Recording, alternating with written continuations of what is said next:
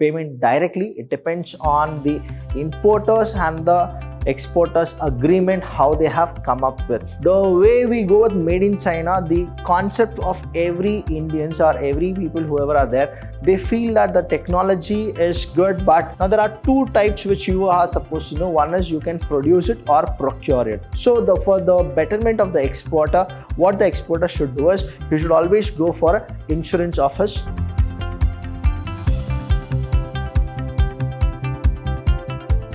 Hello everybody, a warm welcome to one and all. I'm Abhilash Chandra from the Department of Business Studies in Vidhyaashram PU College, the Temple of Excellence. Welcome to the next session of International Business, and here we're gonna go with the export procedure. Now, last session I have completed 6 export procedure. Now we'll go with the remaining export procedures. Now we already know that the export procedures are like receipts of inquiry we have done, receipt of order we have done. Now from the first, second, third, fourth, fifth and sixth we are all done. Productions or procurement of goods.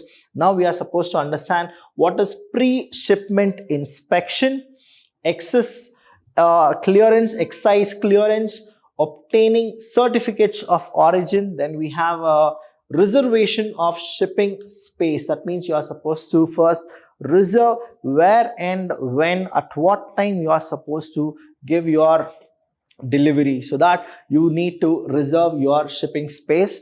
Then next followed by is the packing and forwarding, insurance of goods. So this is very mandatory. Insurance of goods is very mandatory. You are supposed to get an insurance done. Then custom clearance, that means from India, if you are exporting to other country, what happens is the custom officer will be there. He'll give a clearance certificate saying yes, you can go for it. Only then you will be able to get into the shipping thing. Then obtaining mate's receipt. When I say mate's receipt, now it is the captain of the cargo or the captain of the ship. He'll actually give you a receipt saying that yes, we have got your delivery. And now what exactly happens is he should actually transport from that particular place to the place where he is supposed to deliver it. That is called mate's receipt.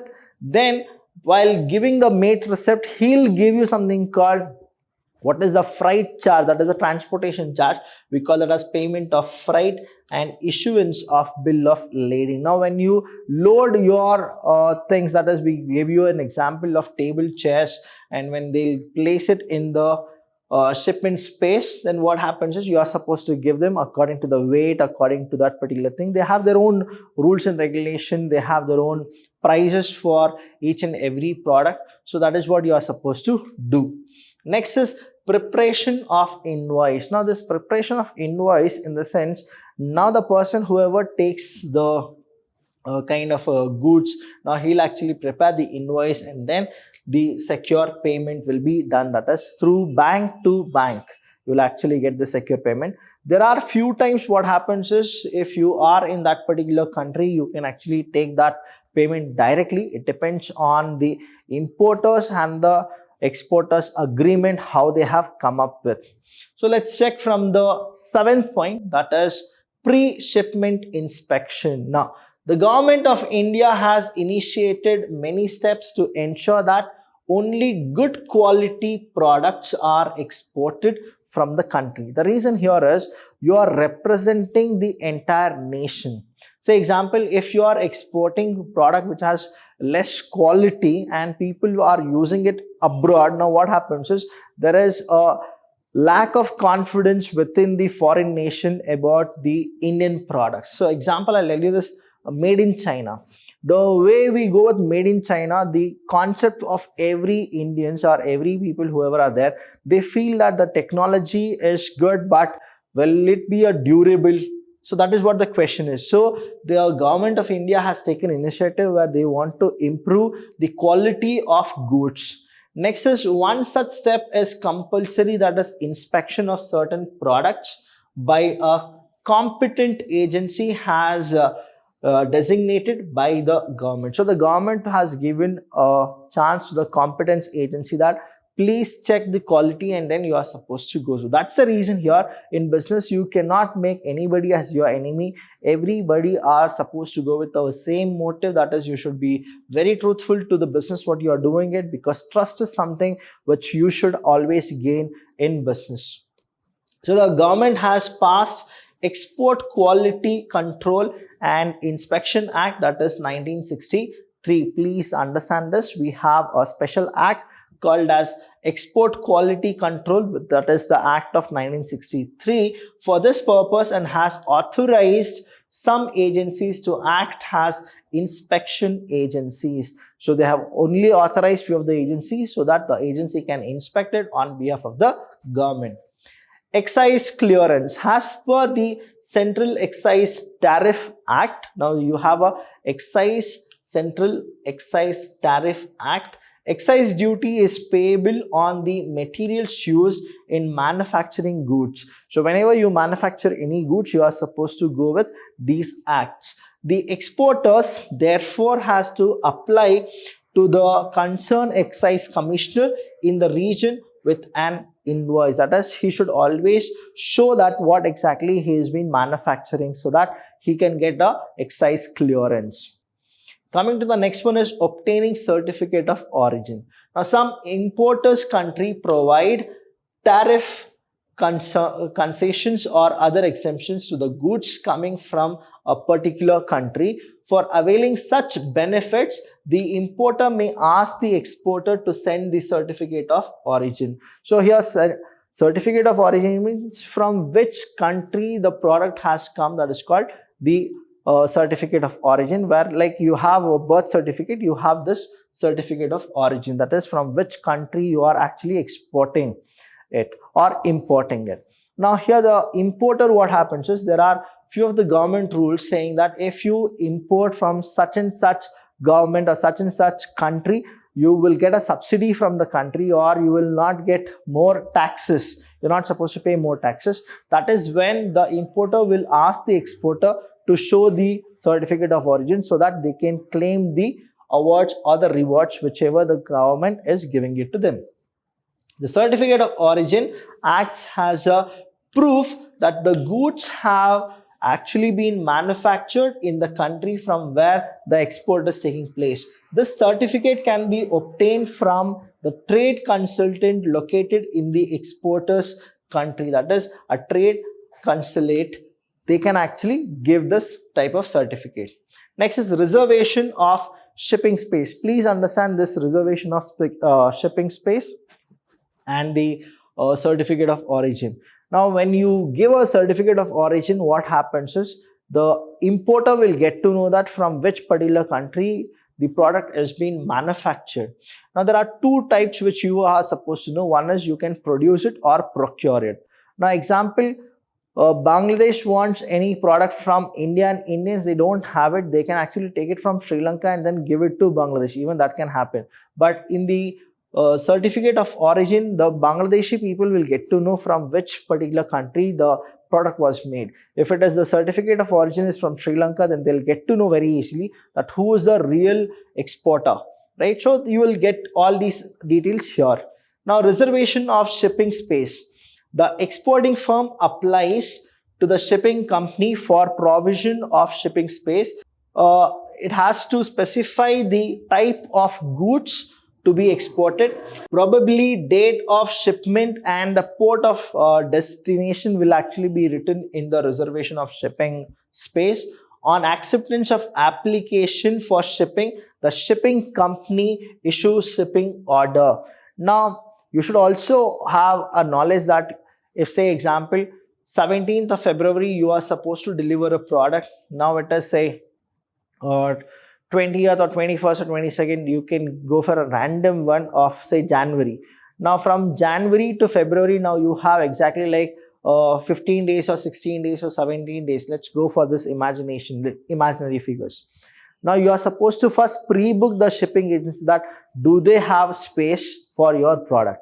If they have the space, will they reach on that particular day itself? That is also you are supposed to go. That's why you should go with reservation of shipping spaces. And you give them a proper destination, proper timing and everything. They'll only decide which of the compartment is free and where you can actually load your product. Packaging and packing and forwarding. Now the goods are then properly packed and marked with necessary details such as name and address of the importer, gross and net weight, port of shipment and destination, country of origin, etc. Now here the exporter then makes necessary arrangement for transportation of goods to the port. On the loading goods into the railway wagon, the railway authority issues a railway receipt which serves as the title of the goods. Now here what happens is they can go with packaging and forwarding. Say I have given an example of shipping as well as I'll give you an example of railways. Now if you are going with shipping, you are supposed to go to the ship agency and then you are supposed to contact them. If you are going with the railways also, when you go with it, there are few countries who are attached to India in railways itself. So you can actually go with the railway receipt. Now here the common sense is when you go with packing and forwarding, what happens is you are supposed to list each and everything. What are the things which you are exporting? So you should have a net price, net weight, what exactly, who is the importer, from where the product is coming. Everything you are supposed to list so that it should be very clear to anybody who will see those products. Insurance of goods.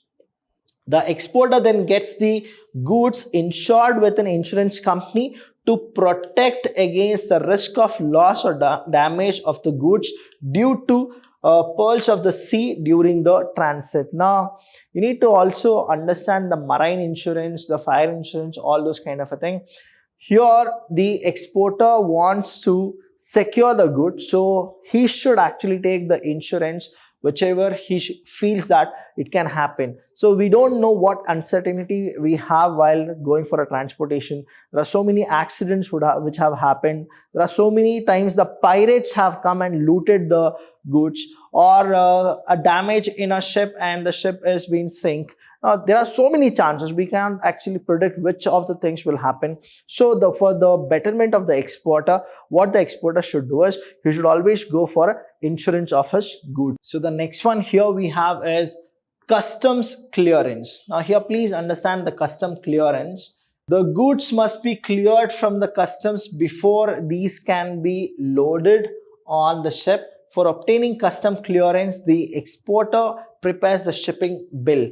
Shipping bill is the main document. Please understand, which is the main document? Shipping bill is the main document on the basis of which the customs office gives the permission for export. If the custom officer doesn't give any permission, you cannot go for any shipping.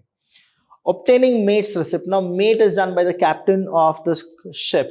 Now the goods are then loaded on the board of the ship, for which the mate or the captain of the ship issues mate's receipt to the port superintendent, saying that yes, we have actually taken it.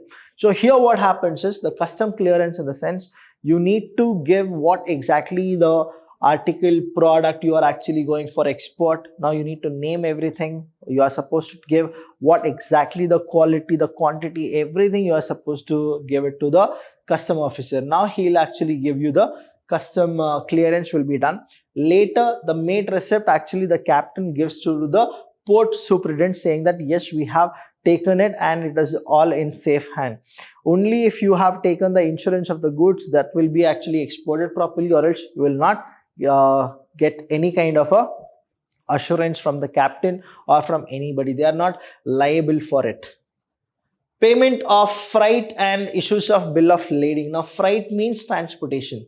Now the CNF agent surrenders the mate receipt to the shipping company for computation of freight.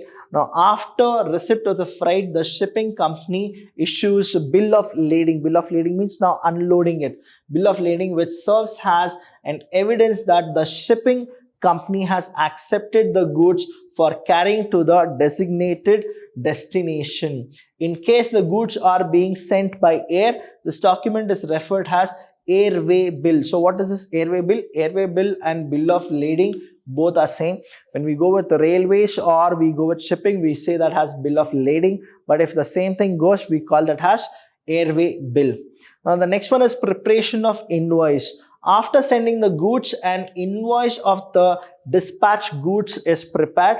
The invoice states the quantity of the goods sent and the amount to be paid by the importer. The CNF agent gets duly attested by the custom. Now here everything is done. It is now the time for one particular thing, that is the last thing, that is the payment here. Now securing payment. Now please understand the securing payment. After the shipping of goods, the exporter informs the importer about the shipment of goods. The importer needs various documents to claim the title of the goods on their arrival at his or her country and getting them custom cleared. Again, there also he need to go with custom clear. In the next session, I'll be explaining you about the importer procedure. Now we have gone with exporter procedure. Now the thing is importer, how will he receive, how will he get all the clearance? The documents that are needed in the connection includes a certified copy of invoice. Now it is done. Bill of lading, it is given by the captain. Packing list, what exactly they have done it. Insurance policy. See, insurance plays a very important role. You are supposed to get insurance of all the goods. Then certificate of origin and letter of credit. So the exporter sends these documents through his or her banker with the instruction that these may be delivered to the importer after acceptance of the bill of exchange. That is a document which is sent along with the above mentioned documents. Now when the payment is done, all these documents are actually given to the importer. That is how the export procedure is followed. So hope you people got the entire gist of it, how exactly the export procedure happens. And if you have any doubt regarding this, please be free to call us. Watch this session once again, you will understand everything properly. So from the invoice to the payment or securing payment, the entire procedure is of 17 points, which is a short question in your pre-university as well as for your class 12. So please go through this, and thank you so much. If you have any doubt regarding this, you know what exactly you are supposed to do. We are always there to help you students. Thank you so much. I'll see you when I see you.